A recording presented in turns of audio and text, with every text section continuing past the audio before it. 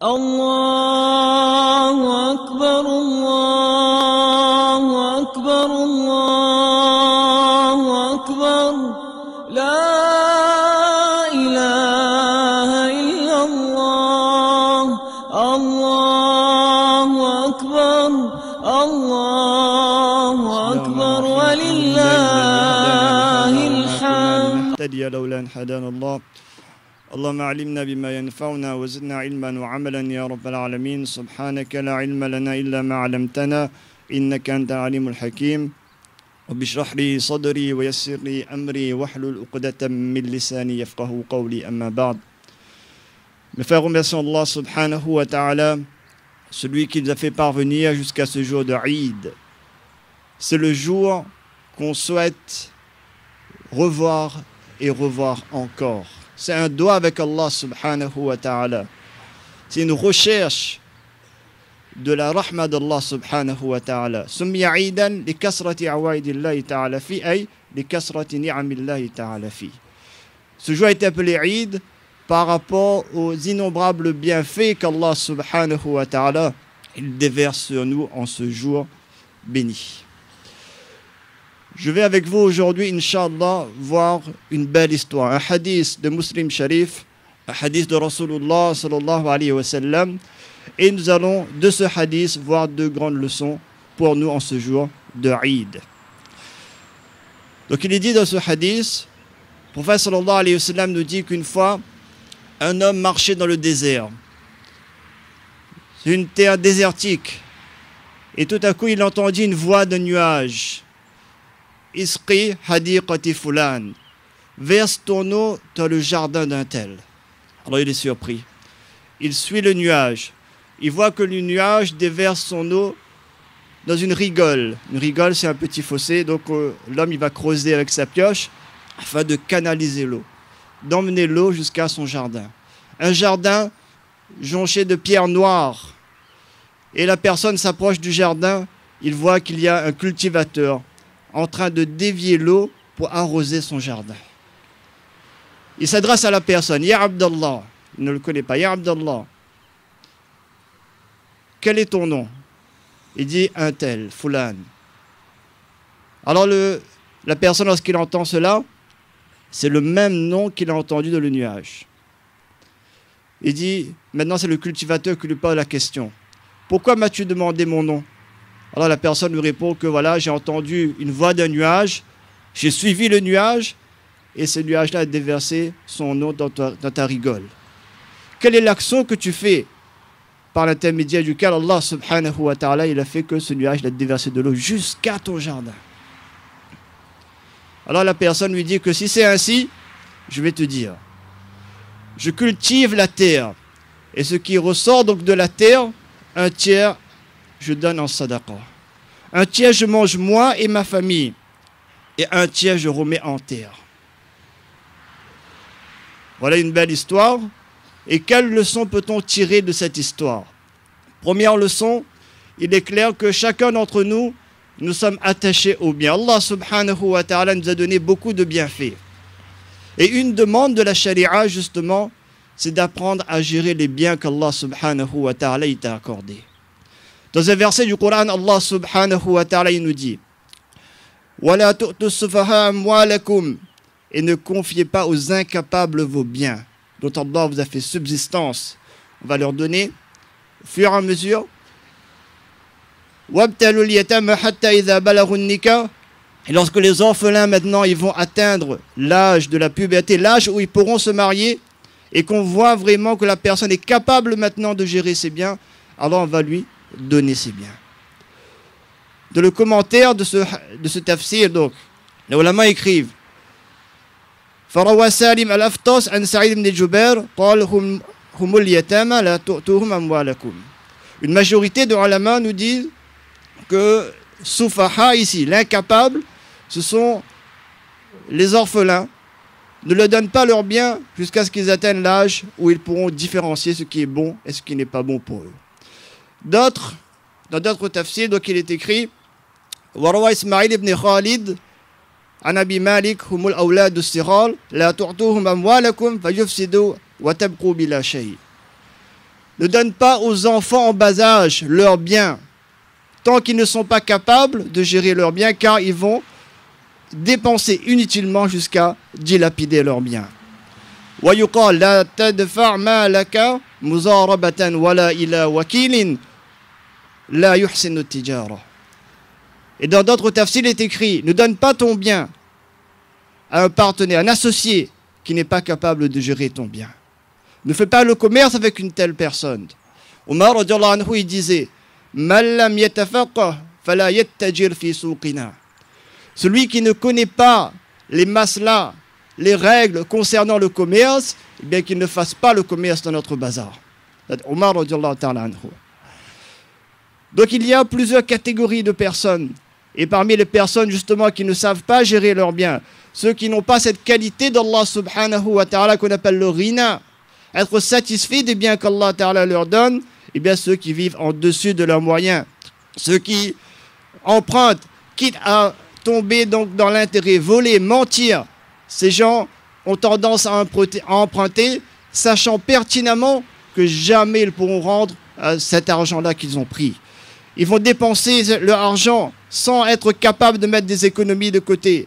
Lorsque arrivera la fin du mois, ils ne seront pas capables de payer la facture, non pas par négligence, par oubli, mais tout simplement parce qu'ils ne sont pas capables de gérer les biens qu'Allah subhanahu wa ta'ala les a accordés.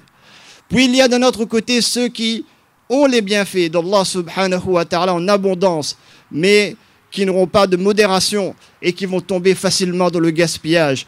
Allah subhanahu wa ta'ala nous dit « Wakulu washrabu wa la tusrifu » Mangez, buvez, mais ne gaspillez point. Ne referme pas ton poing autour de ton cou par avarice et ne donne pas non plus à plein main si je ne veux pas être blâmé ni éprouvé par les gens.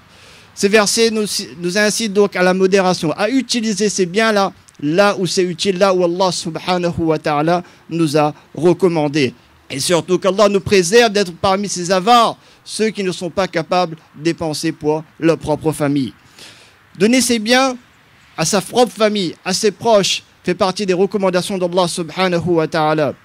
Et regardez dans ce hadith, comment l'homme fait preuve de grande intelligence en dépensant pour les nécessiteux, pour les membres de sa famille. Celui qui va dépenser pour sa famille, il va maintenir les liens de parenté. Celui qui maintient les liens de parenté, Allah subhanahu wa ta'ala lui donne une longévité. Et Allah subhanahu wa ta'ala lui donnera la prospérité dans ses biens. Donc c'est pour cela, donc celui qui va partager en ce jour, eh bien, Inch'Allah, il verra être soulagé, même des plus grandes peines et tristesses de l'au-delà. Abu Hurayra, il dit dans le sens de hadith, Man nafasa mu'minin kurbatan min kurabi dunya, nafasa Allahu anhu kurbatan min kurabi yawmil qiyamah. Deux fois le mot kurbatan vient dans ce hadith. La première fois, kurbatan, les tahqir, et la deuxième fois, les ta'zim. C'est-à-dire, si je viens en aide à un frère, même pour le soulager du plus petit mot, plus petite tristesse dans ce bas monde, Allah subhanahu wa ta'ala le soulagera des plus grandes peines et des plus grandes tristesses du jour du Qiyamah. Allahu Akbar. Donc mes frères, nous voyons donc ici une première leçon, d'arriver à gérer les biens qu'Allah subhanahu wa ta'ala nous a donnés. C'est pour cela, en ce jour d'Aïd, comment il serait magnifique de partager et d'inviter aussi, et d'inviter les membres de notre famille, d'inviter les gens nécessiteux aussi, les gens qui n'ont pas de famille, comme les nouveaux musulmans, etc. Et c'est pour cela, le couteau qu'on va passer aujourd'hui sur le cou de l'animal, eh bien, aura le sens suivant. Je coupe mon altruisme, mon égoïsme, ou encore ma mauvaise gestion de mes biens pour plus de fraternité, pour plus de compassion. Je dépense dorénavant dans les limites d'Allah subhanahu wa ta'ala et suivant les recommandations du prophète sallallahu alayhi wa sallam. Une deuxième leçon à tirer de ce hadith, la personne est une personne responsable de sa famille. Il dépense aussi pour sa famille, mais c'est certainement une personne qui a le souci de l'éducation de sa propre famille. Très vite, aujourd'hui, un parent peut se retrouver dépassé par un enfant qui hurle, qui devient rebelle, un mauvais comportement. Et en tant que parent, cela nous blesse, on le ressent. Comment aujourd'hui ressouder la cellule familiale? Comment faire pour mener une vie remplie d'amour, pour Allah subhanahu wa ta'ala et de compassion pour les membres de sa famille. C'est un vrai débat de société. L'enjeu est très important. On ne peut à chaque problème dire que c'est purement de la jalousie. Mais c'est un vrai problème que chacun d'entre nous devrait prendre à bras le corps. Des solutions, certains vous diront « Ah, aujourd'hui, ce qui fait des miracles, c'est la méthode Montessori. » D'autres vous diront « C'est la discipline positive, ni sanction, ni permissibilité. » Mais Allah subhanahu wa ta'ala, il a mis pour nous aussi des conseils dans le Coran pour devenir un bon parent musulman. Allah subhanahu wa ta'ala nous a expliqué beaucoup de choses dans le Coran, beaucoup de sagesse, beaucoup de conseils pour nous en tant que parents musulmans. Lorsqu'Ibrahim alayhi salam, il voit en rêve qu'il est en train d'égorger Ismaïl alayhi salam, son fils, eh bien il lui parle. Ya bunayya inni ara fil manam anni azbahuka fanzur madha tara. Et en discipline positive, justement, une des règles, c'est de créer un dialogue avec cet enfant. Un dialogue qui commence avec un regard d'amour. Essayez d'entrer dans l'esprit de ce jeune sans le juger. Laissez-le trouver lui-même la solution. L'aider par des questions, justement, pour pouvoir trouver la solution. Et regardez ce que Ibrahim alayhi salam, il dit ici à son fils. Mon fils, mon très cher fils, avec beaucoup d'amour, il s'adresse à son fils. Il y a la communication entre Ibrahim alayhi salam et son fils. Il y a cet amour-là réciproque. Et Ibrahim alayhi salam lui décrit le problème. Et ensuite, il l'interpelle. Fanzul madha tara. Qu'est-ce que tu en penses? Et là, le fils aussi avec beaucoup d'amour. Ya abati f'al ma tu'mar, satajiduni insha'Allahu minas sabirin. Il est malheureux de voir ce manque de communication entre parents et enfants. Car il faut le dire, si notre enfant n'est pas compris dans notre propre maison, malheureusement, souvent, il va chercher des réponses ailleurs, là où il ne le faut pas. Un de nos savants contemporains nous explique encore cette relation de cette manière. Regardez Allah subhanahu wa ta'ala. Qu'est-ce qu'il va dire dans le Coran? Allah subhanahu wa ta'ala nous parle d'une belle histoire. Ahsanul qasas. L'histoire de Yusuf alayhi salam. Lorsqu'il va rêver, il va voir 11 étoiles, la lune, le soleil se prosterner devant lui. Alors, première réaction de Yusuf alayhi salam, il va voir son père. Imaginez la communication, l'amour entre cet enfant-là et son papa, qu'un rêve, il est capable d'aller voir son père et regarder de quelle manière il interpelle son père. Ya abati, inni, إذ قال يوسف لأبيه يا أبت إني رأيت 11 كوكبا والشمس والقمر رأيتهم لي ساجدين.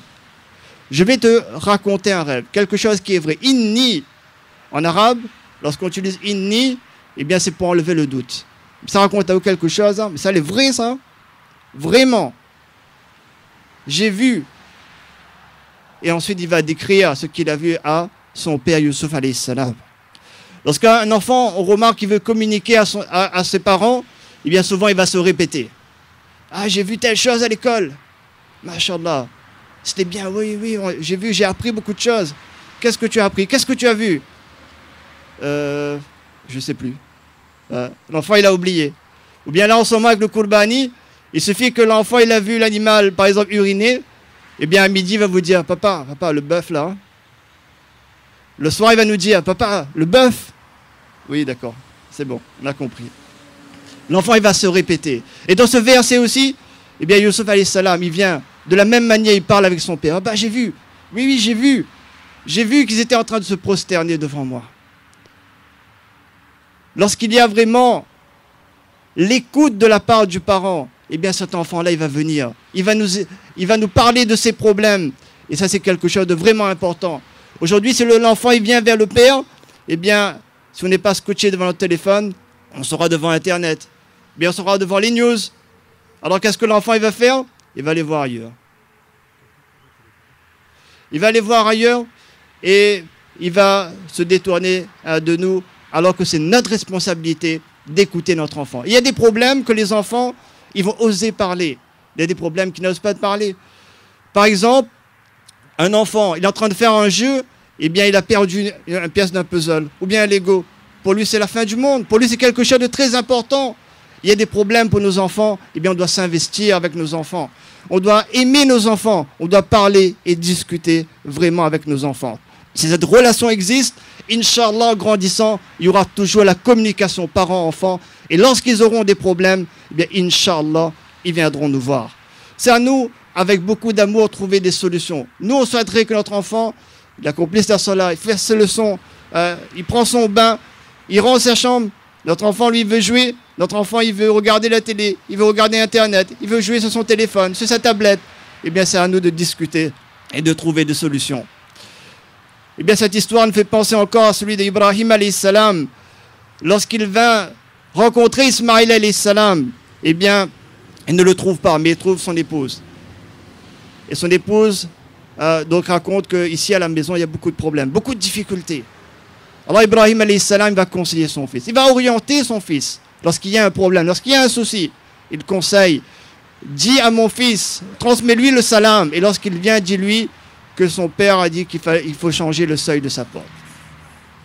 Ismaïl alayhi salam, il trouve la solution.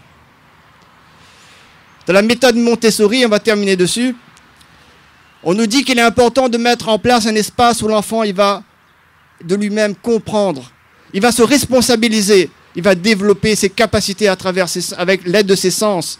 Eh bien, regardez, lorsqu'Allah Ta'ala dit à Ibrahim alayhi salam, reconstruis la maison d'Allah subhanahu wa ta'ala. Reconstruire la maison d'Allah subhanahu wa ta'ala, c'est de pouvoir s'investir, utiliser ses compétences, comprendre son engagement vis-à-vis d'Allah subhanahu wa ta'ala. Et c'est son sens auditif qui viendra sceller cette belle réussite. Car avec beaucoup d'humilité, eh bien, ils vont proclamer Rabbana taqabbal minna innaka antas sami'ul alim. Oh Allah, accepte-le de notre part. Oh Allah, accepte ce qurbani de notre part. Oh Allah, accepte le sacrifice de notre part. Voilà donc l'éducation de nos enfants est aujourd'hui donc un véritable défi. Et c'est pour cela, ce couteau qu'on va passer aujourd'hui, c'est de pouvoir rompre avec le laxisme, l'insouciance pour une vraie prise de responsabilité de notre engagement premier vis-à-vis d'Allah subhanahu wa ta'ala, mais aussi vis-à-vis de notre famille. Qu'Allah subhanahu wa ta'ala accepte les actions de ces 10 premiers jours de Dhul Hijjah, qu'Allah subhanahu wa ta'ala accepte aussi le sacrifice en ce jour de Qurbani, qu'Allah ta'ala donc facilite pour la Ummah aussi à travers le monde entier. Wa akhiru da'wana anil hamdulillahi rabbil alamin. Donc